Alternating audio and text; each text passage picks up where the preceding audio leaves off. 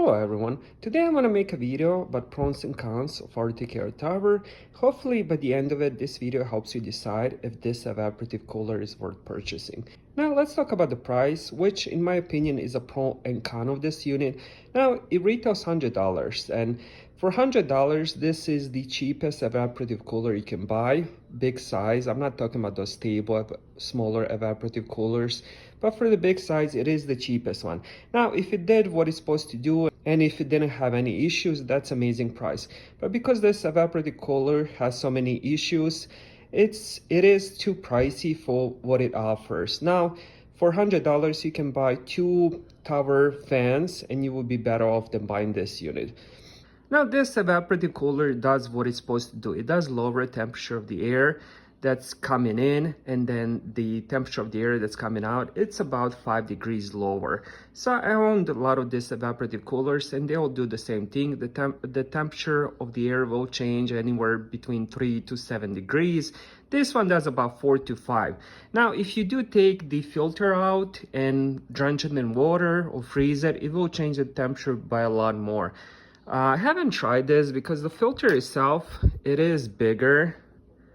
So if you do have patience and you do need the air to be super cold, and you can just take it out, drench it, and it will change the temperature by probably 15 to 20 degrees for about 30 minutes. Then the temperature will change about 10 degrees for the next couple hours. So if you do have patience and you want that, you can definitely do it. For me, I didn't do it. I tested on the previous smaller model that this company sells, and that's the results that I did get. And even on the side, they do say that. So that's another pro of this unit if you do want to do that. Now another pro of this unit is the carry. Now you do have this space where you can put your hand inside and just carry around. Even with the water tank being almost full, it's still not heavy to carry around. Now unfortunately, that's the only pro I can honestly think of, those couple pros. Everything else has been quite a mess. So let's start off with the design first. It's very flimsy. It's made of plastic, which is okay, but it's just extremely flimsy. And as you guys can see, it's just not built nicely. When you take it out of the box, it does come with this stands, base, whatever you want to call it. It comes in 2 pieces, so you have to put this together, and then on top of that you have to put in the evaporative fan. And it sounds good if the design was better, but as I said, it's very flimsy. And because this unit also moves from left to right, oscillates, it's just not very steady. I mean, if you do put it on a softer carpet and kind of like absorbs that carpet, it will be more steady. But if you're using it on hard floors or hard rocks, it just moves a lot, and I don't like that. Now another con about this unit, there's no remote.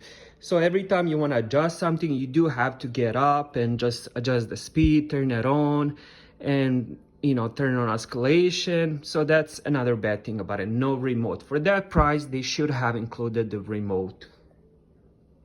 Now, for me at least, my biggest con is the water tank. This thing is just crazy to open, and the more I use it, the harder it gets to open and close.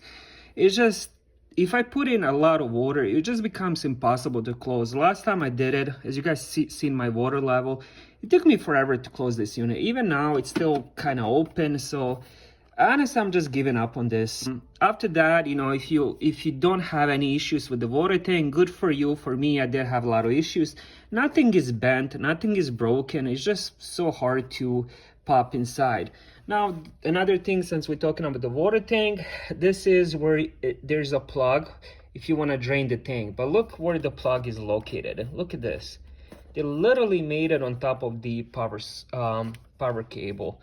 I mean, what the hell were they thinking? Like, that makes no sense. I mean, the only thing you can do is take this. I guess you can take it out of the base and then push the cable on the side, but it's just inconvenience when you have to do all that if you want to drain the tank.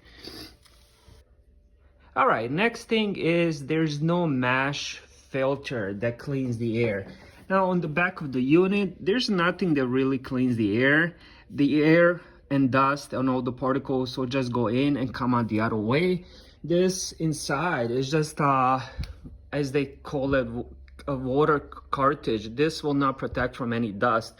So if you put this next to an open window, it will take a lot of dust, and all that dust is gonna go back inside your room. From experience, a lot of the evaporative coolers come with that little mesh that's on the back, and it does gather a lot of dust, and I clean it often and gets very dusty. This unit doesn't have that.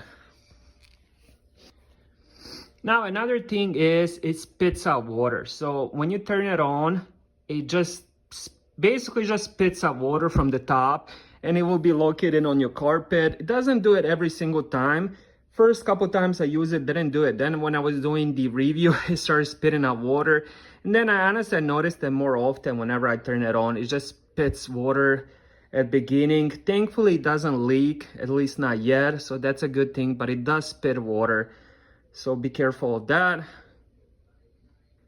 And one last thing about this unit, there's no button for the water pump, as they call it, cold feature. So the moment you turn this thing on, the water will go up and down. It doesn't have the button where you can turn it off. All the other evaporative coolers I review have that option. Now, for example, if you want this unit running for about 12 hours, it will be using that water pump. And basically, the more humidity the room has, it will get hotter. So keep that in mind.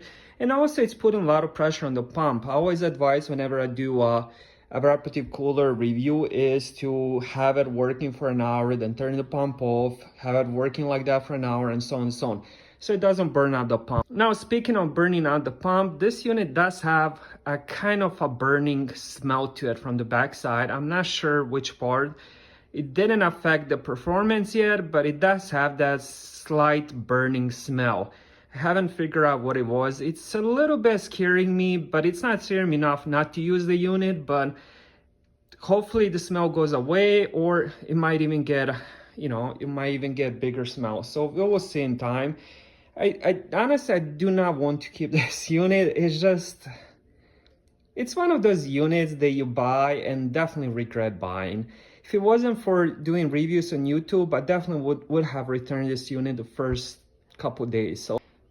So in the end, would I recommend this unit? Absolutely not. It's just been a headache. It's too expensive for what it offers. And if you have that 100, I would add another 20, 30, 40 bucks and buy Honeywell.